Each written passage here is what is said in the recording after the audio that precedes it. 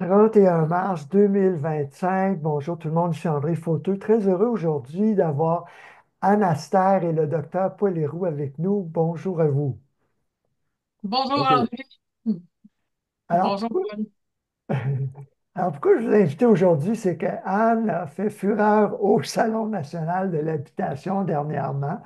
Il faut que tu nous racontes ta visite au Palais des Congrès. Et Paul, je suis très content de savoir que tu as invité Anne à parler à tes étudiants en médecine à l'Université McGill de comment est-ce qu'on appelle, ton habit de blindage, Anne. Dis-moi, premièrement, parlons un peu de ton électro-hypersensibilité. Quels sont les symptômes et un peu l'historique en commençant. Comment est-ce que tu as réalisé que tu es devenu électro-hypersensible? En fait, je te dirais que je ne saurais jamais si j'ai toujours été électrosensible sans le savoir, parce que j'ai un souvenir de quand j'avais à peu près 4 5 ans, puis que le pédiatre avait dit à ma mère, votre fille, elle est hypersensible, puis vous pourrez pas l'éduquer comme un enfant normal parce qu'elle ressent des choses que les autres ressentent pas. Là, est-ce qu'il parlait Alors, d'alimentation, d'allergènes ou même d'émotions? ben, à cette époque-là, c'était pas ça le sujet. Quand j'avais 4 5 ans, c'était pas ça. Puis là, ben, après, bon, mais j'ai eu toutes sortes de problèmes de santé qui sont très, très, très fréquents chez les électrosensibles. C'est-à-dire tout ce qui a rapport avec les allergies alimentaires, les troubles au niveau intestinal. C'est courant, c'est fréquent. J'ai eu ça.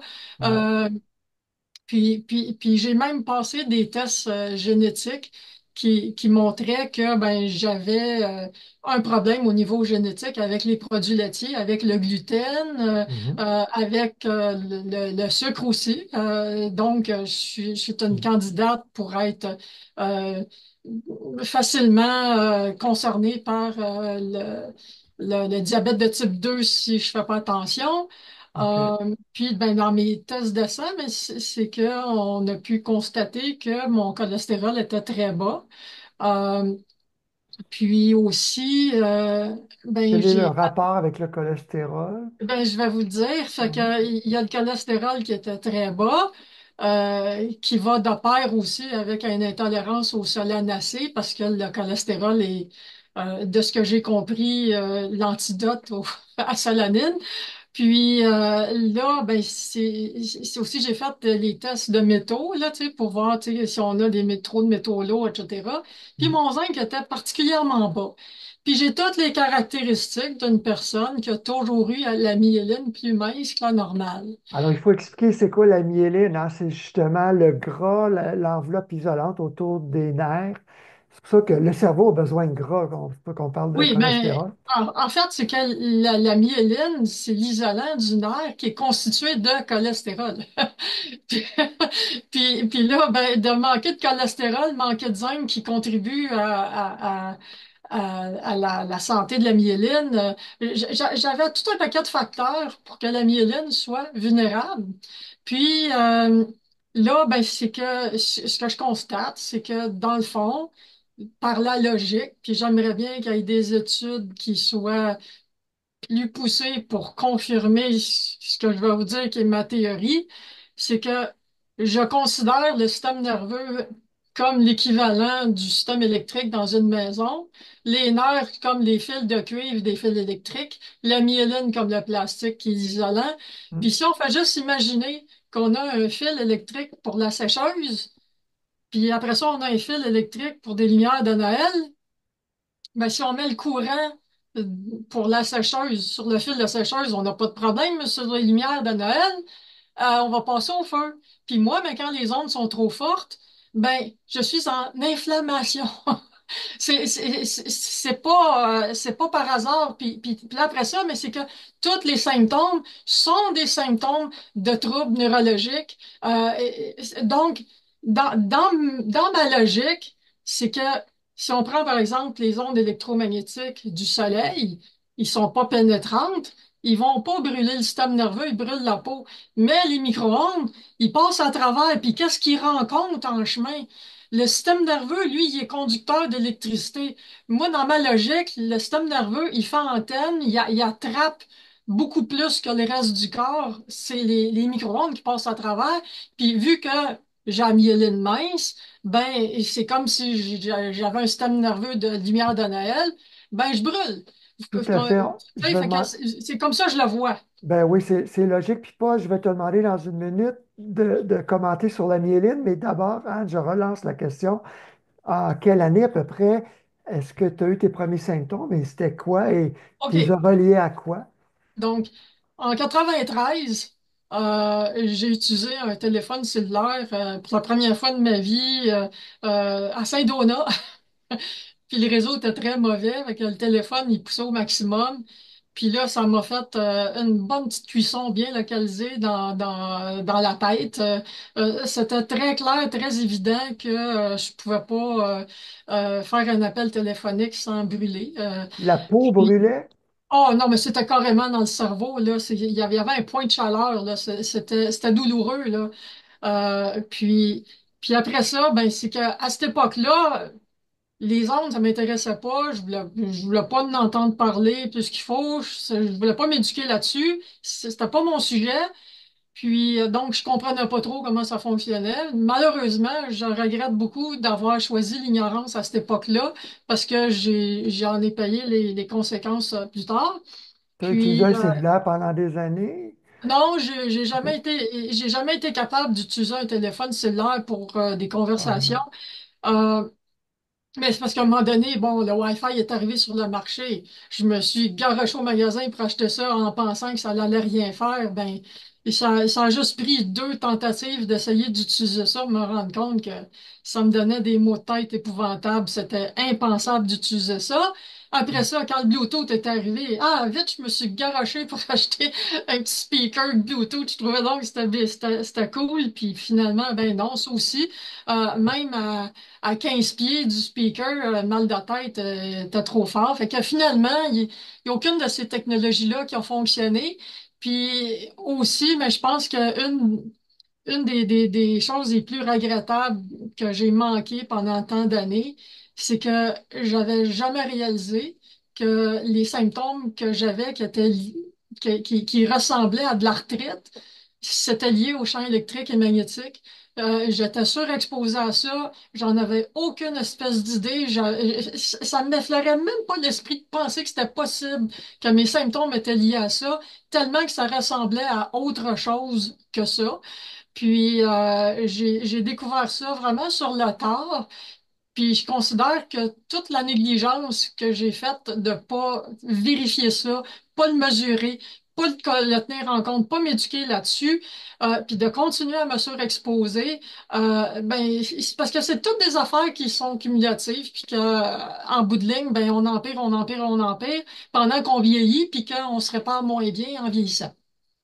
C'est ça, malheureusement, c'est que les dommages sont cumulatifs, mais ton témoignage confirme ce que la vaste majorité des électro-hypersensibles disent, c'est qu'au début, ils n'étaient pas informés sur les dangers des champs électromagnétiques et même ils ont joué à l'autruche un peu au début quand ils ont commencé à avoir les liens.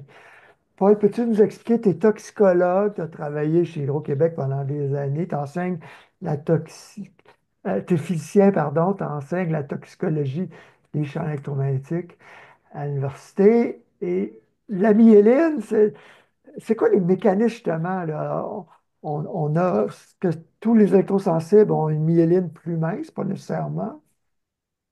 Ben, moi, l'histoire de la myéline, je vois surtout que la myéline, une partie critique du système nerveux qui demande pas mal d'énergie pour être maintenue en forme. En d'autres termes, même si elle n'est pas mince, si vous avez des apports d'énergie sporadiques à cause de l'exposition aux ondes électromagnétiques, ça va être négatif du point de vue de maintenir en forme la myéline. OK, donc ça serait le lien avec les mitochondries qui sont nos usines Oui, d'énergie dans la cellule. Parle-nous, oui. parle-nous de ça un peu. Ben moi, dans ma spécialité, moi, dans les expériences que j'ai fait en laboratoire, effectivement, c'est les mitochondries qui sont venus de l'avant comme étant la cible principale des ondes électromagnétiques. Et du point de vue, je dirais, de la biologie contemporaine, c'est un bon cheval de bataille parce qu'il y a beaucoup d'intérêt euh, vis-à-vis des mitochondries dans la science actuelle. Et deuxièmement, les mitochondries, ce sont elles qui génèrent pratiquement 80% ou plus de l'ATP dans les cellules. Donc, L'ATP étant la version la assimilée, monnaie courante de la cellule. En d'autres termes, c'est c'est comme l'énergie là, on peut utiliser.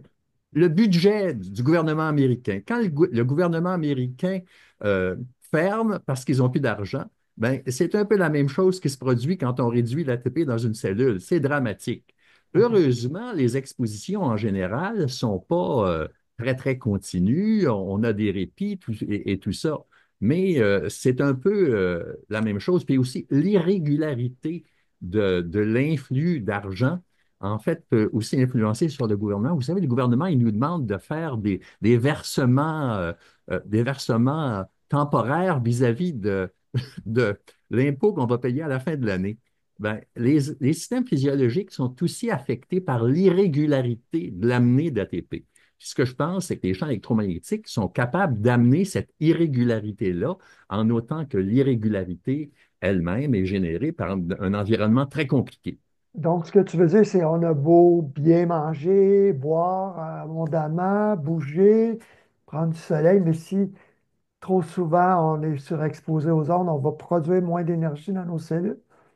Et effectivement, euh, il y a beaucoup d'autres facteurs qui influent la santé.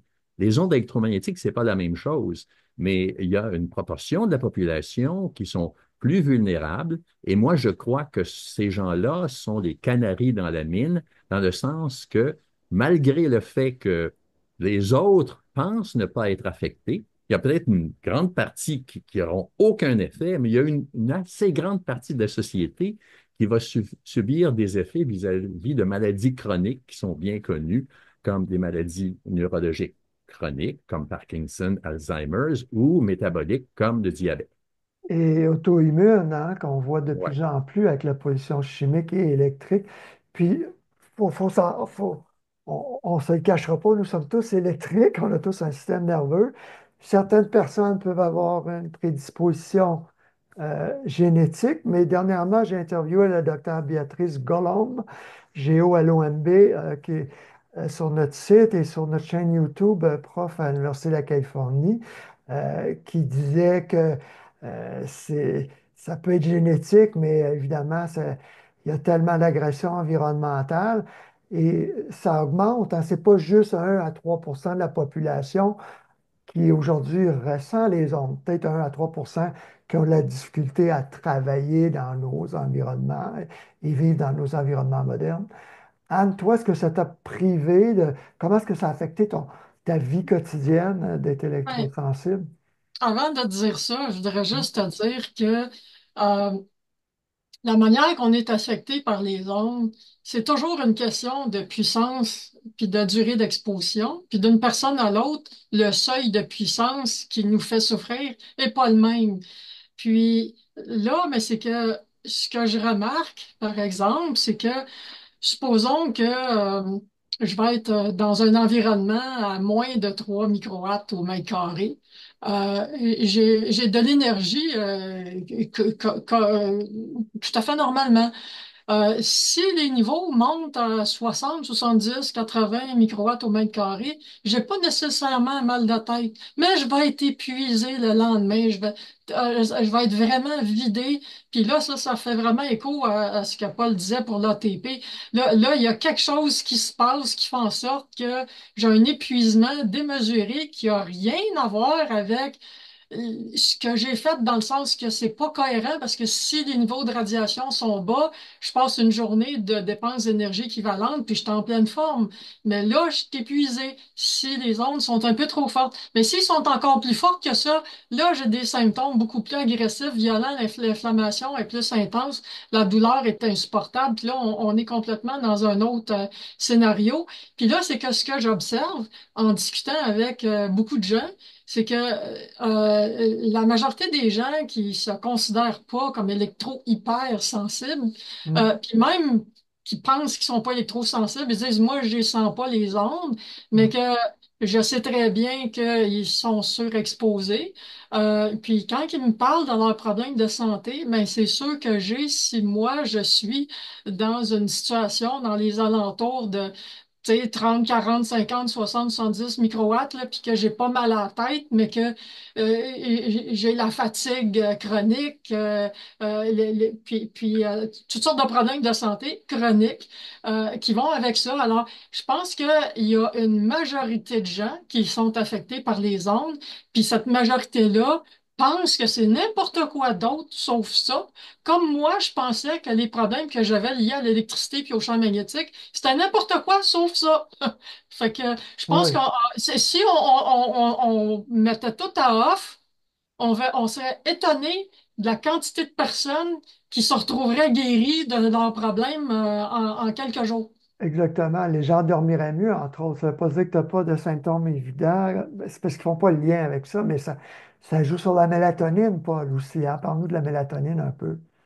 Bon, effectivement, il y a eu pas mal de travail qui ont été faits sur la mélatonine. Puis, ce qui s'est produit, plus ou moins, c'est que les modèles animaux disaient que les champs électromagnétiques affectaient la mélatonine, mais disons, C'est quoi la l'industrie mélatonine? ben, c'est cette sécrétion normale du cerveau qui a tendance à nous endormir de la même manière que le cortisol a tendance à nous éveiller. Donc, c'est un antioxydant normal qui diffuse très bien à travers les membranes du corps, donc qui est un antioxydant généralisé, donc qui a également la fonction de nous calmer pour nous endormir. Puis ça On sait lutte très bien contre le que cancer aussi, hein? oui, ben effectivement, c'est un antioxydant. Et les gens Très puissant. qui sont des jet-setters utilisent parfois ça pour remettre à l'heure leur circadien. Le rythme circadien, ben oui. C'est ça. Anne a mentionné la puissance. J'ai un article que j'ai traduit ici d'Arthur Furstenberg. La puissance n'a pas d'importance. Alors, c'est important ce que tu as dit, Anne. On le sait que les personnes les plus sensibles comme toi vont réagir même en bas de 100 microwatts par mètre carré. Il y en a, ça va être au-delà de 1000. Et Paul, Santé Canada dit qu'en bas de 4 millions, il n'y a pas de danger. Pourquoi est-ce que Santé Canada dit ça?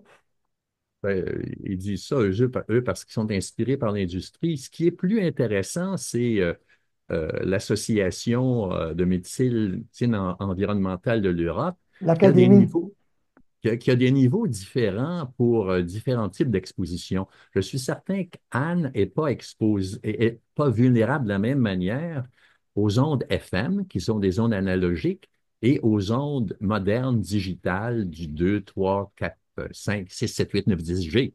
Donc, quand c'est impulsif, c'est pire pour les électrosensibles. Donc, il faut tenir compte de ça. Donc, ce n'est pas seulement la puissance. Les stations FM ont eu des Ouais. permis pour irradier des très grandes puissances parce que leur portée est plus faible et c'est généralement des stations dans les villes parce que ça ne se propage pas autant que le AM. Donc, Mhm. dans un environnement donné, c'est souvent le FM qui est la puissance dominante. Mais ce qui est impulsif, ce sont les systèmes cellulaires. Mhm. Mais ici, les experts ukrainiens, Kozitsky et autres, là, disaient que c'est vraiment l'information. Donc, on a une onde porteuse qui peut être euh, en mégahertz, mais souvent le message est en kilohertz, je pense, hein? Oui. L'information, c'est celle-là qui va faire réagir souvent. Ben, c'est ça qu'Henry Lai, qui a fait une grosse revue, comme tu sais, de toute la littérature, dit. Lui, ce qu'il dit, c'est que quand c'est pas modulé, c'est beaucoup moins dommageable. En d'autres termes, La la modulation, pulsation. ouais, c'est ça, la pulsation qui est, après tout, à beaucoup plus basse fréquence que la porteuse et plus dommageable que la porteuse elle-même. Puis ça, c'est pas de bon augure pour l'industrie parce qu'elle, elle a tendance à dire, l'industrie, que nous, on veut augmenter la quantité d'informations qu'on diffuse, alors que peut-être que c'est exactement ça qui est l'élément biocide, en définitive, là. Oui, c'est la quantité d'informations qui est diffusée, puis maintenant de plus en plus avec les satellites et tout ça, hein. Mais il ne faut pas exagérer. Je ne dirais pas que la modulation à l'intérieur d'un burst électromagnétique, là, Gaussian Minimum Shift Keying, que ça, c'est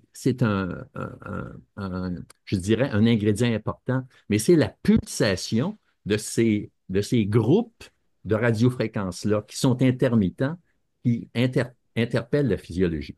OK. Alors, on va parler du J'ai coefficient. un Oui. j'ai un Vas-y, Anne. commentaire à faire. J'ai un Vas-y, Anne. commentaire à faire. Euh, je suis pas totalement d'accord avec la phrase qui disait dans ton texte que la puissance n'a pas d'importance. Je pense que euh, c'est juste mal dit, c'est-à-dire que euh, la façon que je comprends, puis que je le vois, puis que je l'expérimente, c'est que si on prend par exemple le four à micro-ondes, qui n'a pas de data, il fait juste du 2,4 GHz sans data, sans modulation, tu sais, comme en dents de scie, là. Euh, on compare ça avec le Bluetooth et le Wi-Fi à 2,4 GHz. Les deux, euh, c'est que si on prend le Safe and Sound, puis on écoute le son que ça fait, c'est pas du tout le même son. Le Euh, lecteur. fait que, Mhm. à puissance égale, à Mhm. mon avis, le four à micro-ondes il est moins dommageable que le Bluetooth puis le Wi-Fi. À puissance égale. Mais, Mhm. dans tous les cas, si on prend le four à micro-ondes, son onde, c'est la puissance qui va blesser puis tuer. Puis, avec le Bluetooth, le Wi-Fi, c'est aussi la puissance, la durée d'exposition qui vont blesser. Mais c'est juste qu'à mon avis, ça prend moins de puissance pour avoir du dommage quand c'est pulsé, modulé avec du data et tout. Je pense que c'est la nuance qui est pas reflétée dans le titre du texte. Puis l'exemple que je trouve en parallèle qui est le plus parlant, c'est quand on écoute la radio, on met un poste avec de la musique qu'on aime. Si le son rentre bien, on a envie de monter le volume assez haut, puis on trouve ça agréable. Mais à partir du moment où les radios commencent à gricher, c'est insupportable. Puis même si on n'a même pas augmenté le volume, on a juste envie de fermer le radio, changer de poste. Ouais. Puis, Ou puis à mon du, avis, ben le Wi-Fi, Bluetooth cellulaire, c'est comme un radio qui griche, mais qu'on n'entend pas avec nos oreilles, mais que le système nerveux entend. ah oui, ou du heavy metal irritant. Ouais. Ben, tu l'as dit, évidemment, la durée d'exposition, c'est la clé, puis la proximité aussi de Ben, la la taille. proximité, c'est la puissance. C'est parce que la proximité, c'est la puissance puisque elle diminue de façon inversement exponentielle par Ouais. rapport à la distance. Ben, il y a aussi la puissance de l'émetteur qui peut être très loin, puis les ondes à plus haute fréquence. Paul, l'industrie aujourd'hui veut nous dire que la 5G, c'est moins dangereux parce que l'onde est plus courte, moins pénétrante, parce que c'est une plus haute fréquence. Quelle est ta réponse? Les ingénieurs sont très ingénieux pour se défiler de toute responsabilité. Ils voudraient dire que vu que ça pénètre moins, ça pénètre pas du tout. En d'autres termes, ce qu'ils voient dans leur tête, c'est la peau, c'est mort de toute façon, ça n'a aucune importance, ce tissu-là, mais ils n'ont pas vraiment de, de balise quantitative. La peau est vivante, c'est un organe, c'est le plus gros organe du corps en quelque sorte. Puis même des pénétrations de fractions de millimètres sont significatives pour le cancer des ultraviolets. Donc, il n'y a aucune raison pour laquelle l'organisme qui a des nerfs à fleur de peau ne serait pas influencé par la 5G. Mais les ingénieurs aiment à penser de toutes sortes d'idées fantastiques qui le disculpent de toute responsabilité. Je trouve tellement que la 5G, plus c'est fort, pire c'est. Moi, j'avais bien plus de vie avant la 5G que maintenant, là. André, tu es muet.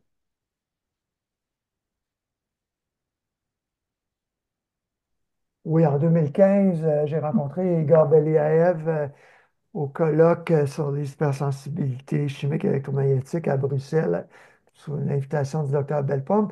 Puis, il m'a déjà dit en entrevue que ça peut jouer ces ondes-là qui sont plus courtes, donc censées être plus superficielles, ça va toucher au méridien.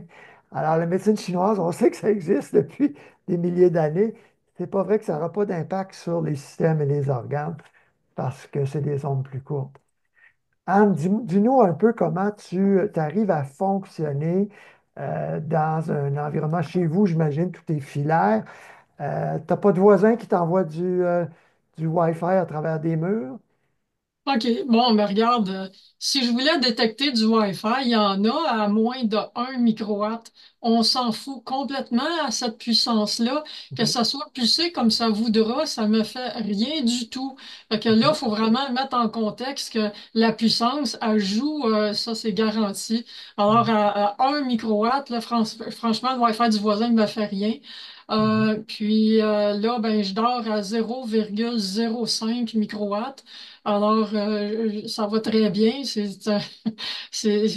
suis actuellement dans un bon environnement, mais quand je veux sortir de chez moi, ben là, disons que dans le quartier où j'habite, là, bon, ben, si je fais le tour sur la rue, ben, il y a plein de voisins qui ont des boosters de Wi-Fi chez eux, puis c'est tellement fort que je pourrais pas m'arrêter devant chez eux pour aller placoter avec quelqu'un parce que c'est trop fort, puis je serais là trop longtemps.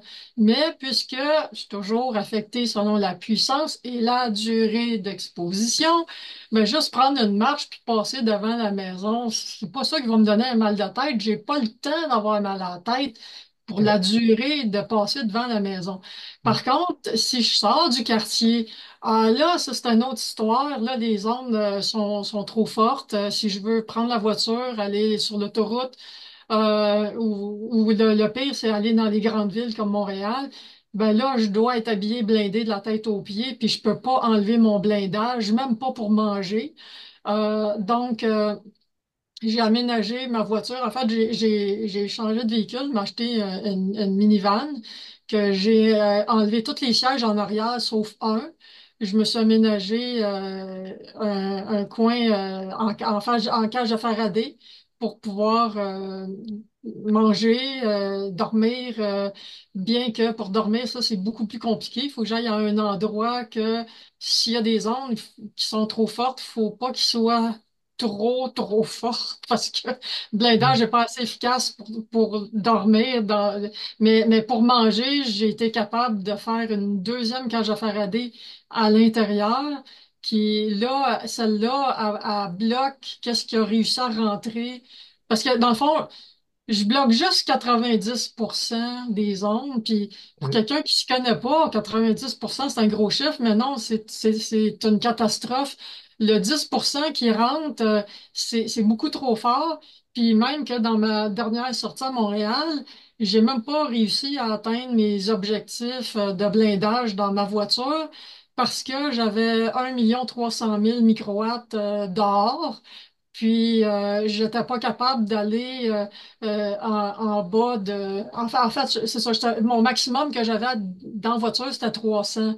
Fait que c'est sûr que quelqu'un va dire, mais oui, mais c'est fantastique, t'as passé d'1 300 000 à Ouais. 300. Oui, mais 300, c'est trop haut, je veux 3. Alors là, c'est frustrant, mais au moins, à 300 j'étais capable de manger. J'avais le temps, la durée d'exposition était pas trop longue pour le temps de manger. Donc, je pouvais manger sans avoir envie de vomir, avoir la nausée, puis mal de tête et tout, là. Mais à 1 300 000 oublie ça, je peux même pas Ouais. enlever mon casque pour manger quelque chose pendant 2 minutes, là. C'est 2 minutes, c'est trop long à 1 trois C'est cent ça, mille. c'est quand tu enlèves le casque. Donc, quand tu as Oui. mesuré au Palais des Congrès, à l'extérieur et à l'intérieur de ton habit, tu es à combien? Ben, à l'intérieur de l'habit, habituellement, je suis dans le vert, là, tu sais, dans le vert en bas de 10 microwatts. S'il y a quelqu'un qui approche avec tu sais, très, très, très près avec un téléphone cellulaire, il y a certains téléphones qui poussent de façon complètement délirante, là. Fait que là, ben, je vais avoir des petites pointes de courte durée dans le casque qui vont être dans le jaune ou l'orange, là. Donc, ça peut monter à la plupart du temps, quand ça dépasse le vert, c'est juste dans le jaune. C'est vraiment exceptionnel que ça monte dans l'orange. C'est toujours de courte durée. Ça fait que si je fais le bilan de combien de temps que j'ai des pointes qui sont trop hautes par rapport à ma journée, puis combien de temps que je suis dans le vert, ben ça me permet d'être en ville avec aucun symptôme, aucun problème. Je reviens chez moi, puis je suis correct. Par contre, je dois admettre que je suis malgré tout un petit peu plus fatiguée que normalement. Mais si j'étais plus exposée, je serais carrément beaucoup plus fatiguée, là. Ça serait vraiment une grande fatigue.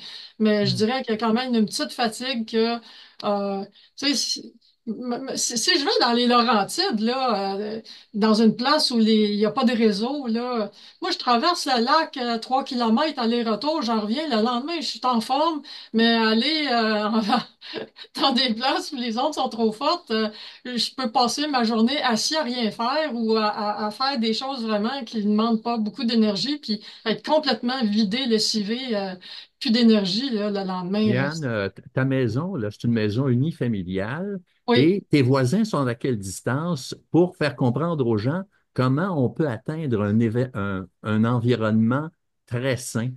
OK. Là, c'est exceptionnel parce que je suis à Carignan. Euh, le voisin d'en face, ben, les ondes sont trop fortes sur le terrain en avant, mais un coup rendu dans la maison, ça va. J'ai un voisin qui est proche, qui est à, comment je dirais, peut-être 30 pieds, 30 pieds de distance, mais il n'y a pas de fenêtre, puis nous non plus. Mhm. Alors, vu qu'il n'y a pas de fenêtre sur les deux murs, c'est des maisons relativement récentes, c'est pas des vieux matériaux, fait que l'isolant avec bon ça contribue à bloquer. Mais de toute façon, c'est quand même les ondes, ils sortent pas tellement de la maison du voisin. Donc sur le terrain, c'est correct. En arrière, j'ai pas de voisin, de l'autre côté, j'ai pas de voisin. Fait que finalement, J'aurais c'est bien. beaucoup plus de difficultés à vivre en appartement. Ouais. Je vois pas comment ça serait pensable. Ça coûterait une fortune, puis les chances de succès pour blinder un appartement sont proches de zéro. Parce que c'est qu'il faudrait blinder le plancher, le plafond, tous les murs, toutes les fenêtres, toutes les portes. Il faut pas d'ouverture. Puis quand je dis pas d'ouverture, c'est pas d'ouverture. Puis il faut que tout ça soit blindé. Il faut que la mise à la terre soit bonne. OK. Euh, c'est pas réaliste. Fait que si j'avais un appartement blindé, en supposant que je réussirais, ben c'est quand même de vivre en prison que, tu sais, je serais, tu sais, dans l'appartement enfermé, tout fermé, puis après ça, ben il faut porter le blindage, sortir, puis c'est pas une vie, mais de toute façon, c'est et puis c'est ça, c'est que si je faisais un blindage imparfait qui laisserait passer trop d'ondes, ben c'est que je serais toujours fatigué. J'aurais pas des symptômes aussi sévères qu'aucun blindage, mais je serais malade quand même. Tu sais, c'est juste moins malade, mais malade pareil. Mais ça me tente pas d'être malade. Je suis Ouais. tannée de ça là. Je trouve ça tellement agréable quand j'ai plus de symptômes, puis que j'ai plus mal nulle part, puis que je vais bien, que l'envie d'essayer de m'intégrer dans la société en étant malade pour Mm. fitter, ça me tente pas. Je suis Ouais. tannée, j'en ai ras-le-bol. Ben, c'est pour ça qu'il y a de plus en plus de gens qui réalisent, ben, en fait, tout le monde le sait, qu'ils se sentent plus apaisés à la campagne, loin des ondes, comme en camping. Paul, j'aimerais que tu me parles un peu des niveaux d'exposition ici. J'aimerais que les gens voient les RF Color Charts sur bioinitiative.org. Cindy Sage a écrit tous les niveaux d'exposition. Malheureusement, il faut convertir les microwatts par centimètre carré en microwatts par mètre carré. Je pense que c'est 1000 ou 100 000 la différence. Mais donc, c'est tout basé sur des études biologiques. Ces niveaux d'exposition-là recommandés, entre autres, par l'Institut de beau-biologie. Ici, on a le petit carton qui vient quand on achète un lecteur Safe and Sound de la compagnie Safe Living Technologies, là, slt.co. On recommande d'être toujours idéalement dans le verre clignotant ou le verre solide ou à l'occasion dans le jaune, hein, là, hein, tu peux te rendre à 100 momentanément.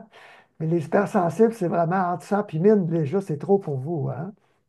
Ah oui, c'est sûr qu'en 100 puis 1000, c'est trop, mais tu sais, il y a une petite pointe de 2 secondes dans une minute. C'est pas la fin du monde si c'est Ouais. à court terme.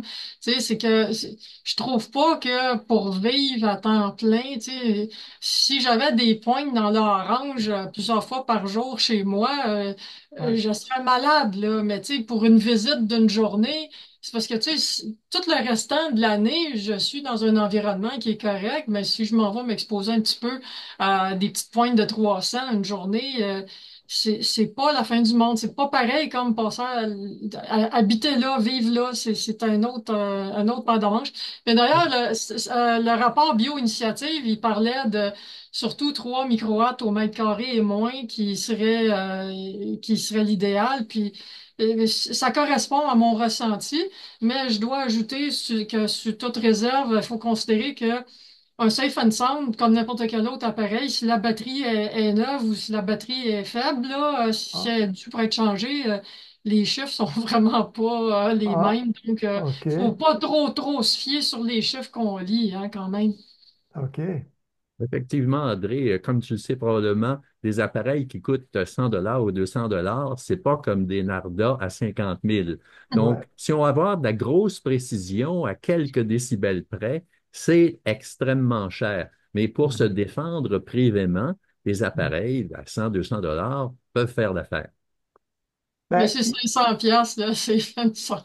ouais, ben le CF Sound Pro, il est à 5 600, mais là, il y en a un pour la 5G qui est rendu, je me rappelle plus, c'est-tu le EM3, est-ce qu'il est à... Ça, c'est pour les consultations, excusez, mais dans les appareils. Parle-nous un peu des tissus. Est-ce que tu as acheté tes tissus-là? C'est quelle marque que tu as acheté pour faire ton habit, Anne? OK, j'ai acheté aucun tissu chez Safe Living Technologies. OK. Je trouve que les tissus que je trouve en Chine sont Mhm. plus performants puis moins chers. En Euh, Chine? ouais, c'est que les Chinois, on est habitué d'avoir des préjugés puis penser que c'est une gang de pas éduqués qui travaillent à 25 cents de l'heure. Mais je pense qu'il y a plus de diplômés universitaires en Chine qu'il y a de monde au Canada. Ben ouais. Puis là, ben, tu sais, L'ingénieur. c'est parce que nous, pendant qu'on se pense bien évoluer, eux autres sont déjà dans 6G depuis un bout de temps. Puis, tu sais, la Mhm. 5G a commencé là-bas avant. Fait qu'en quantité de monde qui sont là-bas, ben, ils en ont eu plus du monde électrosensible, malade des ondes, puis ils ont plus bougé là-dessus que Ouais. nous. On est en Alors, retard, nous. Donc, les ouais. Chinois, ben, faut prendre un petit peu d'humilité puis réaliser Ouais. qu'ils Ah, sont pas mal hot là, dans certaines affaires. ben ouais, Donc, les donc, tissus, c'est quelle les, marque que tu oh, les marques, ça n'a aucune importance. Il faut regarder tout simplement les spécifications des tissus. Puis, dans les spécifications, ça dit la plage de fréquence qui est couverte par le tissu, puis les décibels d'atténuation. Fait que, dans le fond, malheureusement, il n'y a rien de parfait. C'est-à-dire que quand il est question de se faire un vêtement, ben, il faut réaliser qu'il y a toutes sortes de contraintes comme la température qu'il fait. On va porter quelque chose avec un tissu. Est-ce qu'on est capable de supporter la chaleur à laquelle on va faire face? Fait que finalement, puis aussi, c'est pas juste ça, c'est que les tissus ils sont portés sur nous. À un moment donné, on salit nos vêtements. On fait quoi avec ça? Il faut les laver, mais qu'est-ce qui arrive quand on les lave? La Alors, vertu de Anne, là, c'est que elle fait, je dirais, le pont entre les spécifications des tissus et la vie réelle. En d'autres termes, c'est vraiment intéressant de voir ces vidéos parce qu'elles donnent toutes sortes d'informations qui disent on ne peut pas faire ça parce que j'ai trouvé que ça c'était mieux parce que, et Ah elle a de ouais. l'expérience. Donc, je suis prêt de penser que c'est peut-être elle qui a le plus d'expérience sur la planète pour faire ce genre de travail-là. Hmm. Donc, il faut donner ta chaîne YouTube. Et en regarde, fait, alors, il faut reconnaître l'expertise qu'on a au Québec quand on l'a. mais tu vois, ce que je peux te dire, c'est que il y a quelques années, tout ce que je connaissais comme tissu de blindage, c'était des tissus de mélange coton avec fil métallique. Mais puis c'était vendu pour être porté directement sur le corps. Mais là, c'est parce que quand on porte ça directement sur le corps, ben, tu sais, il faut le laver à un moment donné. Puis on lave ça, puis après ça, mais les fils de métal, ils finissent par se briser. à Mais l'abîme. puis si on les brise, ben, le blindage, il est moins performant. Puis pas juste ça, le coton, il occupe de l'espace entre les fils métalliques. Donc, ça veut dire que les fils métalliques doivent être plus espacés. Fait que là, les fréquences élevées, ils passent plus facilement. Justement, la semaine dernière, j'ai eu de la visite d'une électrosensible qui m'a montré son vêtement de blindage en coton mélangé avec des fils de métal. Ben, c'était 300 fois moins blindant que mon vêtement. Mais tu sais que 300 fois moins performant, moi, ça me tente pas de porter un vêtement qui est 300 fois moins performant. Ah, mais il est plus beau. Mais c'est qu'à un moment donné, j'en ai ras-le-bol, moi. Je m'en fous que ça soit beau. Rendu là, moi, j'ai renoncé. Là. Le look, la mode, puis tout ça, Ouais. c'est derrière. Donc, finalement, c'est que euh, il y a plein de considérations que quelqu'un qui fait juste regarder, c'est comme une cuisine qui a été faite par un designer qui a jamais cuisiné, là, tu sais, un beau marbre poreux derrière la cuisinière. On sait ce que la sauce spaghetti va faire là-dedans. Bon, ben, quand on a l'expérience de porter vêtements, on se rend compte de la vraie vie de si il y a du vent, s'il pleut, s'il fait froid, s'il fait chaud, si c'est la canicule, et puis si on transpire, si on est actif, si on bouge pas, tout ça là, c'est tout un paquet de considérations. Est-ce qu'on est en train de conduire la voiture? Est-ce qu'on a besoin de notre vision? Est-ce qu'on est dans un événement spécial que là, l'apparence, on l'a plus à cœur? Il y a toutes sortes de trucs là-dedans. Ben, Mais j'aimerais que tu me finalement, parles de ça. c'est complexe. Ben oui, j'aimerais que tu me parles de ta visite au Palais des Congrès. Comment tu as été reçu, un, par les gens à l'entrée du salon qui travaillaient là. Ils t'ont demandé qu'est-ce que tu faisais avec ton habit. Qu'est-ce qui s'est passé? Là, je vais juste te préciser que récemment, je suis allée 3 fois. 2 fois que j'étais accompagnée d'une autre électro-hypersensible que j'ai aidé à faire un costume comme le mien. Puis, une des 3 fois, je suis allée seule. Déjà, la différence entre y aller seule puis y aller accompagnée, c'est pas compliqué. J'ai eu 10 fois plus de gens qui m'ont posé des questions juste quand j'étais accompagnée. Donc, d'y aller seul, c'est comme plus discret, on va dire, puis peut-être que les gens se sentent moins à l'aise de parler parce qu'il y a juste une personne bizarre qui se Ouais. promène. Mais quand il y Mhm. en a deux, c'est, oh, deux, ben, à deux, on va se parler. Donc, ça fait vraiment une grosse différence. Puis là, ben, c'est que l'accueil, euh, il y a eu juste une fois que j'ai eu un incident de une personne qui travaillait pour le salon de l'habitation qui a eu une attitude étrange, bizarre, que je sais pas, je veux pas trop qualifier ça, mais elle était un petit peu en panique, puis elle nous avait fait des menaces comme quoi qu'elle voulait pas qu'on rentre dans le salon, puis qu'elle Ouais. allait nous bloquer et tout. Puis Ouais. là, ben, je lui ai demandé de répéter tout ce qu'elle venait de dire sur vidéo, puis elle a refusé de répéter. Elle est partie, puis là, ben, on a rentré dans le salon, comme tout le monde, puis les gens, tout le personnel, tous les employés, et puis tous les exposants, les visiteurs étaient tellement gentils, Ah ouais. polis, Ah agréables, sympathiques. ouais. C'était tellement une belle expérience de se sentir accepté. Les gens étaient tolérants, intéressés, curieux. Puis quand on répondait à leurs questions, ils étaient tellement contents qu'on ait pris le temps de répondre à leurs questions. C'était le fun parce que les gens étaient comme 10 fois plus contents après de nous avoir parlé qu'avant. Puis Et ta il y en a compagne, plein qui Anne, est-ce disaient qu'elle a aimé l'habit que tu as confectionné avec elle? Pardon?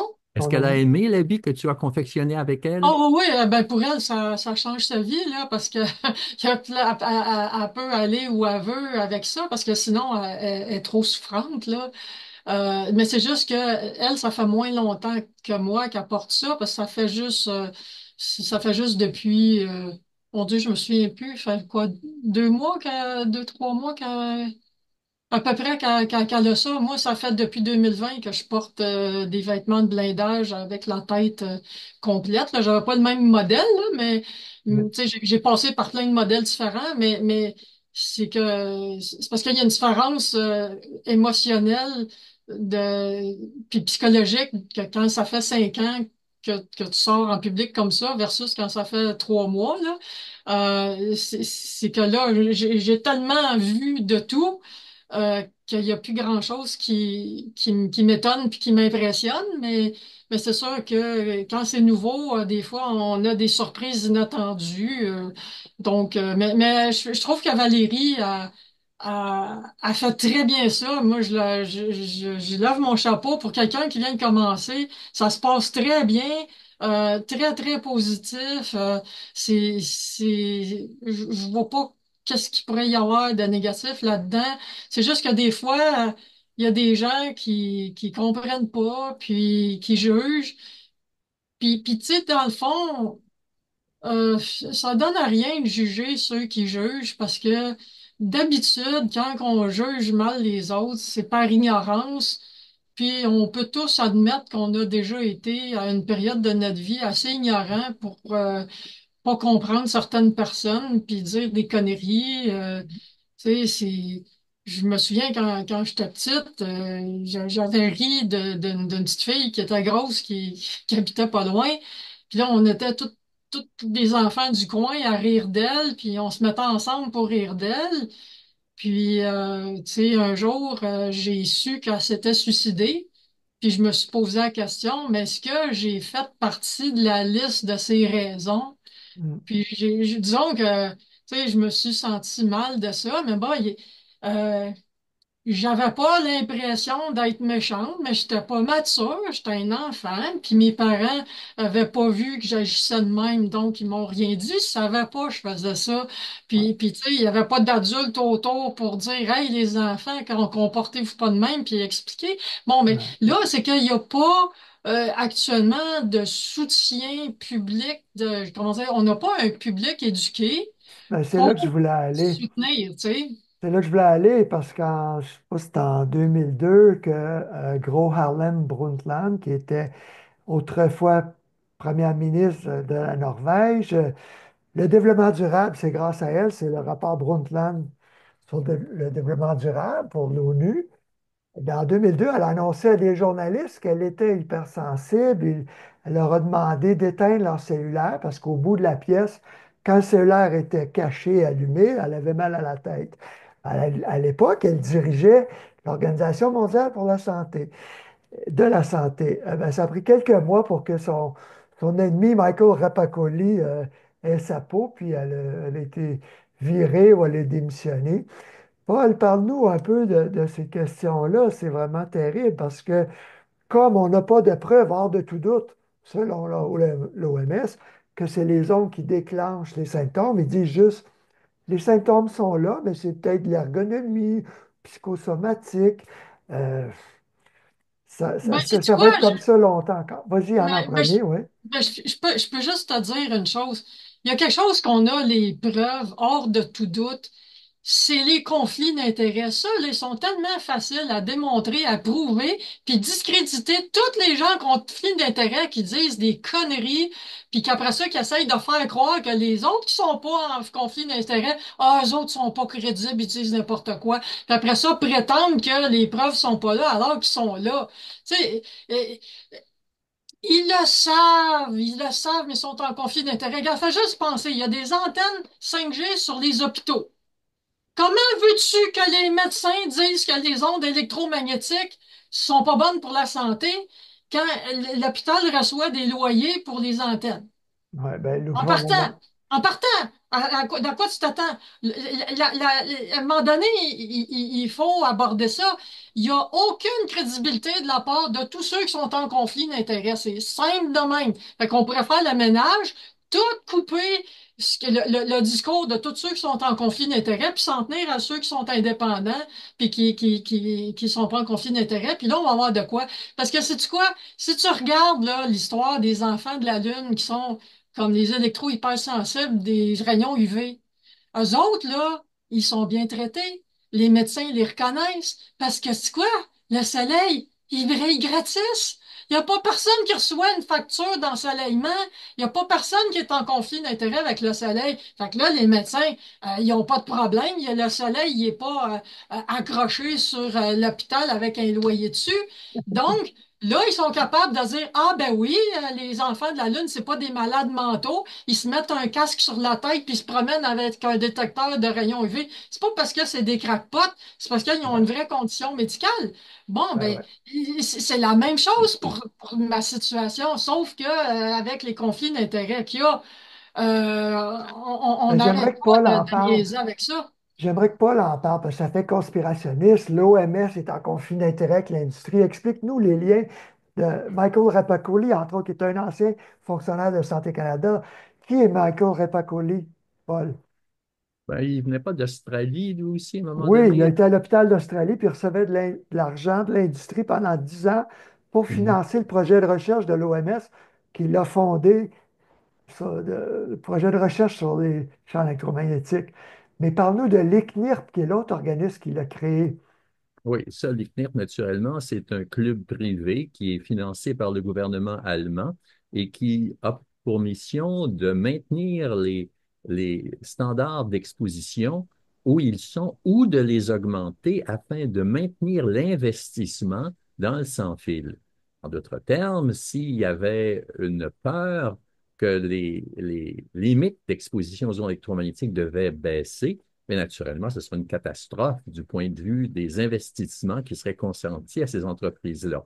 Et à cause de ça, il y a énormément de motivation à nier l'évidence physiologique, scientifique, et le pire, c'est de nier l'évidence humaine. Alors, comme la Commission internationale sur les effets des ondes électromagnétiques nous le dit, l'électrosensibilité, c'est une urgence criante à laquelle il faut voir immédiatement parce qu'il y a des victimes réelles de ça et la contrepartie, ce qui fait qu'elles continuent à être des victimes, ce sont des intérêts financiers à court terme qui ne sont pas supportés par la littérature scientifique. Là, tu viens de parler de l'autre commission dont tu fais partie, dont tu es le vice-président, qui n'est pas l'ICNIRP, mais l'ICBE, où on retrouve vraiment les sommités, dont Belaïev, dont je vous ai parlé tantôt, qui a gagné déjà, avec des co-auteurs suédois, le prix du meilleur article scientifique publié sur une décennie complète dans la revue Bioelectromagnétics. Vous avez créé cet organisme-là il y a quelques années, hein, pour faire contrepartie à l'ICNIRP, dont tous les gouvernements se fient, hein, sur l'ICNIRP. Mais parle-nous de l'effet thermique et non thermique. Oui, ben, c'est ça. L'ICNIRP dit que le seul risque réel vis-à-vis des ondes électromagnétiques, c'est la chaleur. Donc, tout ce qui est inférieur en intensité à la chaleur ne peut être considéré. Et il dit, c'est pas nécessairement parce que ça n'existe pas, mais c'est qu'on ne peut pas vraiment jauger de ces risques-là de manière exacte. Mais je suis en train de faire la revue des revues systématiques qui sont supportées par l'OMS vis-à-vis des ondes électromagnétiques. Et c'est vraiment extraordinaire ce qu'on peut lire dans ces revues-là. Ce sont des documents qui sont techniquement très avancés, mais qui cachent quelque chose de très simple. En fait, ils s'arrangent pour mentir afin de ne pas déranger une industrie qui a besoin de stabilité pour continuer à s'étendre et à augmenter son influence dans nos vies finalement. Parce qu'ils ne s'arrêteront pas à des antennes, je dirais, au coin de votre rue. Ils vont vouloir avoir des antennes dans votre maison et dans chaque euh, chambre de votre domicile, ultimement. Ils préparent des des législations pour ça. En d'autres termes, ils ne peuvent pas ne pas s'étendre au cours du temps. Donc, il va falloir qu'il y ait une action extrêmement forte pour enrayer cette tendance-là. C'est préoccupant parce qu'il y a déjà des dizaines d'antennes, souvent 30, 40 antennes sur les appareils dans nos maisons. Les gens ne sont pas conscients de ça. Et il y a au moins 10% de la population mondiale qui a fait le lien entre leur bien-être ou leur maladie et les champs électromagnétiques. Où est-ce qu'on s'en va, Paul? Parce que politiquement, le lobby du sans-fil et électrique n'est pas de moins en moins puissant. Ben, il faut leur donner des preuves de plus en plus criantes et évidentes. Et c'est évident qu'il faut montrer à la population que ce n'est pas seulement les électrosensibles qui sont victimes de ça. Donc, C'est pas les d'en arriver à... hypersensibles. Parce qu'on Ouais, est tous électrosensibles, en fait. ben c'est ça, c'est que les maladies que l'on connaît à l'heure actuelle sont le résultat de finalement une centaine d'années d'exposition aux ondes électromagnétiques qui sont non naturelles. L'organisme humain est prêt à tolérer l'environnement solaire, l'environnement terrestre, son champ magnétique statique, mais tout ce qui est artificiel euh, a contribué à ce qu'on appelle les maladies de la civilisation. Et les maladies de la civilisation, on les connaît, c'est le diabète, Alzheimer's, Parkinson et tout ça. Donc, les maladies qu'on a actuellement pourraient être réduites. La discussion est de savoir jusqu'à quel point elles pourraient être réduites. Et dans le cas du diabète en particulier, mon sentiment, c'est qu'on pourrait avoir des réductions substantielles des taux de diabète en éliminant un environnement électromagnétique malsain. Oui, Magda Havas a fait des études là-dessus. Une dame qui était sur un tapis roulant électrique, puis on voyait tout de suite un impact sur son glucose sanguin. Les gens souvent ne veulent pas s'intéresser à ces choses-là parce que c'est épeurant de savoir que les gens ne peuvent pas vivre et ni travailler dans les environnements électromagnétiques modernes. Anne, est-ce que toi, tu vois de l'espoir ou est-ce que tout le monde doit déménager à la campagne, loin des antennes? Ben, euh, je vois de l'espoir, mais je m'accroche au moment présent parce que sinon, c'est parce que l'espoir, il est fragile quand même, là. C'est parce que les scénarios de catastrophe sont là autant que l'espoir, là. À un moment donné, tu te demandes, ça va basculer de quel bord. Ben, logiquement, par déduction, ce à quoi je m'attends, c'est que la surexposition à laquelle la majorité des gens est confrontée, ça l'a inévitablement, à mon avis, je parle pour mon opinion, là, pour effet de éventuellement, graduellement, lentement mais sûrement, réduire les capacités cognitives, capacités du cerveau à bien fonctionner normalement, pour plein de raisons. Dont la perturbation du sommeil, mais l'inflammation aussi, puis plein de raisons que finalement, on peut s'attendre à ce que d'année en année, le quotient intellectuel moyen de la population va baisser, baisser, baisser. Puis là, tout d'un coup, tiens, l'intelligence artificielle, tadam, ça vient remplacer la baisse de capacité intellectuelle, manque de. Puis quand je dis baisse de capacité intellectuelle, ça veut pas dire que les gens sont des imbéciles pour autant, mais quand t'as plus de mémoire, euh, t'en as plus. Ça fait Oui, que là, ça fait, tu sais, un beau petit assistant d'intelligence artificielle qui va dire, oublie pas de prendre tes pilules pour le cœur, là, à 11 heures. Ding, ding, ding, faut que tu prennes tes pilules. Oublie ouais, pas de sortir les poubelles. T'as oublié, hein, les poubelles, sors les poubelles. Puis après ça, avoir besoin de l'intelligence artificielle parce que ouais. on est trop affecté. Est-ce qu'il y a suffisamment de gens qui vont avoir assez de cerveau puis d'influence pour dire, hey, hey, hey, voulez-vous garder votre cerveau ou le perdre puis devenir dépendant de l'intelligence artificielle puis pas être capable de vous en sortir? Ouais. Je pense qu'il faut se poser la question parce que il y a pas juste les ondes, il y a aussi les carences au niveau de tu sais, il y a Nutritionnel. certains aspects du développement pour un enfant, là, quand il est trop dans la technologie, il Ouais. y a des choses qui se développent pas de façon normale. Ah, ouais. Donc là, c'est que actuellement, la bonne nouvelle, parce qu'on pour parler d'espoir, c'est que c'est plate à dire, mais il y a déjà tellement de gens qui sont tellement affectés par l'abus d'utilisation de technologie qui ressemble à être accro de la cocaïne, que là, il y a des psychologues, des psychiatres, des éducateurs, des coachs de relations familiales, de relations de couple, etc., qui disent hey, wow, ça te prend une détox digitale, là. Tu peux pas continuer à passer ta vie plugué, parce que si tu parles pas à ton partenaire, si tu parles pas à tes enfants, si vous faites pas des activités ensemble, si vous dînez avec le téléphone cellulaire à table, etc., si vous dépassez les bornes du déséquilibre, ça va pas bien, votre vie, elle va sauter. Fait que là, Ouais. il y a de plus en plus de gens qui allument puis qui disent, hey, faut sortir le Wi-Fi des écoles, faut sortir les cellulaires des écoles, faut commencer à moins utiliser la technologie. Puis ça, c'est que ce besoin-là, il faut le fusionner avec le besoin des électro-hypersensibles. Il faut connecter ça ensemble. Ça OK? concerne tout le monde. Puis Oui. là, on va avoir des résultats. Si on le fait, on va vraiment avancer parce que l'idée qu'il faut intégrer, c'est que il faut des endroits où il n'y a pas d'ondes puis qu'il n'y a pas de technologie. Puis il faut se rappeler de l'histoire de la cigarette.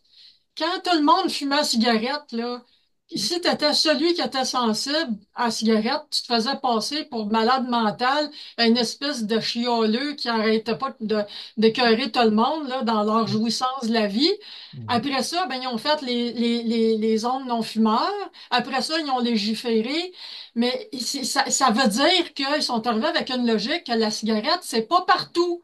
Vous voulez de la cigarette, fumez chez vous, mais fumez pas partout. Mais là, il va falloir dire, vous voulez le Wi-Fi, le Bluetooth puis le cellulaire, faites ça chez vous, mais laissez le voisin avoir un environnement qui est pas intoxiqué puis pollué par ça. Ça, il faut arriver à ça. Puis là, ben, c'est que si l'industrie fait bien ses devoirs puis que la population est allumée, est au poste pour dire, hey, wow, faut repenser à la façon qu'on fonctionne. Si Mhm. on peut dire, OK, ça, on dit oui, ça, on dit non. Ici, on trace la ligne, puis qu'on Mhm. on arrive à quelque chose de vraiment sensé. Là, on va arriver à quelque chose. Comme le simple principe que si tu as un ordinateur fixe, il n'y a aucune raison intelligente de mettre ça sur le Wi-Fi. Il faut le câbler, il est fixe. Parce que le principe du sans-fil, c'est d'être mobile. Si t'es pas mobile, qu'est-ce que tu fais avec quelque chose qui est sans fil? C'est ridicule. Tu sais, comme dans une voiture, là, pourquoi il faudrait que le téléphone soit branché en Bluetooth dans la voiture? Il est fixe dans l'auto, là. T'as juste à mettre un fil. Plugger ça avec un fil. Tu sais, toutes les étapes qu'on peut régler une après l'autre, mais ça prend de l'éducation, ça prend, ça prend de la collaboration, de l'implication. Faut que c'est sûr que si tout le monde attend qu'il y a un sauveur qui va faire ça à leur place, Mhm. malheureusement, ben, rendu là, il n'y a pas d'espoir, là. On s'en va dans le trou. Mais tu as raison, puis heureusement, il y a des études, comme on voit ici, le lien avec les endorphines et les opiacés endogènes qui sont stimulés carrément par les micro-ondes, la radiofréquence, mais aussi ce que tu dis sur les problèmes neurologiques, on les voit malheureusement de plus en plus, le brain fog, là, l'esprit dans la brume, les problèmes de mémoire à court terme. On voit ça c'est chez des jeunes, des ados, des jeunes adultes. C'est pas normal. C'est pas juste le manque de sommeil, la lumière des écrans, mais c'est vraiment les ondes. Paul, qu'est-ce que tu recommanderais aux gens comme référence? Moi, j'ai fait des articles, évidemment, parce que les gens vont mieux juste d'éteindre le Wi-Fi 12 heures le soir, la nuit. Il y a des impacts. Où est-ce que tu réfères les gens pour en savoir davantage? Il y a beaucoup de sites comme l'Environmental Health Trust qui ont Oui. des informations très, très, très complètes sur pratiquement tous les scénarios qu'on peut envisager avec des recommandations d'hygiène. Ici, on a Vert Techno au Québec qui fait des installations sanitaires dans les maisons. Donc, l'information existe. C'est juste que pour la situation de chacun, il peut avoir des solutions différentes, mais ce qui est certain, c'est de se coller un générateur de micro-ondes contre la tête en premier, c'est pas une bonne idée.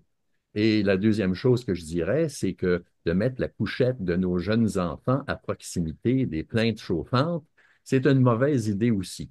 À quelle Donc, distance il faut être? Au moins 3 pieds? ben, au moins 1 mètre ou 2 ou 3. Tu sais, dans une chambre, normalement, il y a des dimensions. Donc, on peut aménager ça de manière rationnelle, de telle sorte que les enfants ne passent pas de longues périodes de temps Hmm. sous des champs magnétiques élevés. Donc, Ouais. ça, c'est des choses qui sont vraiment élémentaires. Mais Et corrige-moi, Paul, je pense que le champ magnétique à 1 mètre, il va tomber proche de zéro par rapport à la plainte, mais c'est le champ électrique qui va plus loin, hein? Donc là, le champ 200 électrique, on mètres. a moins d'informations sur lui parce que, comme on le sait, le champ électrique, il pénètre mal le corps. Il a tendance à être blindé par le corps lui-même. Donc, la science a toujours assumé que les champs magnétiques étaient beaucoup plus importants vis-à-vis des effets biologiques que les champs électriques. Malgré tout, il y a des essais qui ont montré que les champs électriques avaient des effets biologiques aussi, Ils sont mais ça n'a toujours pas présents été aussi. mais ça n'a pas été très, très développé. Ça n'a pas Donc, il été n'y a pas assez financé. de poids scientifique pour vraiment donner des mesures, je dirais, de compensation. Le malheur, c'est que les champs électriques sont beaucoup plus faciles à blinder que les champs magnétiques. Les champs magnétiques, c'est très difficile à blinder pour obtenir ce que j'appelle un milieu pré-industriel, qui serait semblable à ce qu'on avait en 1880, par exemple. Et un des drames, c'est que quand les gens font des essais dans les laboratoires, ils ont comme valeur de base non exposée des champs qui sont bien au-delà de ce qui est naturel. Donc, ça a tendance à, je dirais, à miner pratiquement toute l'évidence scientifique qui est disponible euh, aujourd'hui. Mhm. Ben, Anne, est-ce que tu aimerais nous dire en conclusion, parce qu'on a déjà dépassé notre âge, on remercie beaucoup, hein, c'est vraiment stimulant, le mot de Ben, la fin? euh, ouais, mais je sais pas trop qu'est-ce qui serait le plus intéressant à dire pour finir ça, mais Les gens euh, peuvent te contacter, en tout cas, via ta page Facebook qui est... oui, ben, je pense que dans le fond, tous ces sujets-là, il faut en parler de plus en plus, puis aller dans le concret, là, tu sais, dans le réel. C'est-à-dire que c'est bien beau de dire, ah oui, c'est dangereux, oui, OK, mais là, dans le concret, là, qu'est-ce que ça veut dire d'être dans un environnement sain? Qu'est-ce que ça implique? Euh, Techniquement, financièrement, méthodiquement, etc. Comment qu'on fait pour, euh, pour déterminer qu'un environnement est sain, malsain, comment qu'on le corrige, comment qu'on le fixe. Puis si on peut pas le fixer, ben, qu'est-ce qu'on devrait faire comme action politique pour que ça change? Euh, Parce que là, si on fait juste attendre je sais pas, attendre un miracle, attendre le retour de Jésus, attendre les extraterrestres qui vont descendre une journée pour nous dire, ça y est, on vient vous sauver. Je sais pas, moi, la Fédération intergalactique va nous sauver ou un influenceur sur YouTube ou je sais pas, un politicien, je sais pas, milliardaire, multimilliardaire, que lui, il va nous sauver, n'importe quoi. À un moment donné, il faut qu'on se prenne en main, qu'on fasse de quoi, puis avoir confiance en soi, puis s'aimer assez pour vouloir être en santé, prendre soin de nous correctement. Euh, Tu sais, c'est que le regard des autres, oui, c'est vrai que des fois, dans certaines situations, c'est un paquet de problèmes. Mais à un moment donné, peut-être il faut passer par-dessus. Puis, tu sais, des fois, il faut peut-être demander des choses. Il faut peut-être pas être gêné de le demander. Si on pense pas comme tout le monde, mais peut-être faut pas être gêné de le dire, puis faire face à des gens qui disent ah oui, mais moi je suis pas d'accord. Mais oui, mais puis s'il y a pas de dialogue, s'il y a pas si le sujet devient pas populaire, si on l'amène pas sur la place publique pour en parler, parce que là il est censuré au bout, là, on est tellement censuré, on est tellement en shadow banning si on ne prend pas les mesures pour que le sujet soit viral je vois pas comment qu'on va s'en sortir. Ouais. Ben, il était viral quand Hydro a lancé ses compteurs intelligents. Il faut remercier les personnes hypersensibles qui ont dit, ben moi, je ne peux pas, si je suis près de ça, je tombe malade automatiquement. Ça dépend là, de la distance, la durée d'exposition aussi. Puis il faut remercier Amir Kadir. Les gens ne le savent peut-être pas, mais si aujourd'hui Hydro-Québec offre un compteur intelligent, pour moi, c'est de l'extorsion chargé 85 pour l'installation. Il est frais mensuels à vie de 2,50. C'est pas cher, vous direz, mais pour protéger la santé, pour moi, c'est de l'extorsion. Mais Amir avait proposé à ses collègues députés à l'Assemblée nationale que l'Assemblée nationale demande à Hydro-Québec d'offrir cette option de retrait-là, donc un compteur qui ne pulse pas des radiofréquences, et ça avait été adopté à l'unanimité. Donc, ce serait important, surtout si les gens réalisent qu'un compteur à 1 mètre ou 2 mètres de leur lit, c'est vraiment une catastrophe pour tout le monde, pas juste les électrosensibles. Donc, j'invite les gens à s'informer là-dessus. Mais donc, l'action politique Oui, est c'est importante. vrai, mais je veux juste te dire, le compteur d'Hydro-Québec, là, il n'y a rien là comparé au téléphone sur la table de Qui chevet est ou le Wi-Fi collé. d'allumer notre... Exactement. Il n'y a Ouais. rien là, c'est une niaiserie. Fait que quand Hydro-Québec se moque de ceux qui font un plat pour le compteur d'Hydro, je suis d'accord avec eux. Parce que c'est Tu vrai l'as que pas c'est dans un la tête, là. problème. Mais c'est parce que c'est vrai que c'est un problème de compteur, mais c'est rien. Mais c'est rien comparé au cellulaire dans la maison puis le Au Wi-Fi téléphone allumé. sans fil sur la table de nuit, ben oui. C'est pas rien que ça, c'est Sauf parce que s'il c'est y en quand a t'as eu du... 25 d'assemblées de l'autre côté du mur, comme ça se Oui, produit souvent. dans les immeubles appartements, il y a des gens à proximité qui sont très malades, ouais. D'ailleurs, Stephen Guilbeault vivait dans une coop autrefois à Montréal, et puis, pour pas qu'il y ait de chicane, c'est l'OBNL ou la coop qui paye le 2,50 pour la centaine de locataires. Le 2,50 tous les mois. Donc, ils ont une centaine de compteurs non communicants dans cet immeuble montréalais-là. Pensez-y bien. Hmm.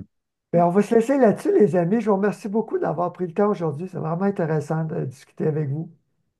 Un Merci. plaisir. À bientôt. Bye bye. À bientôt.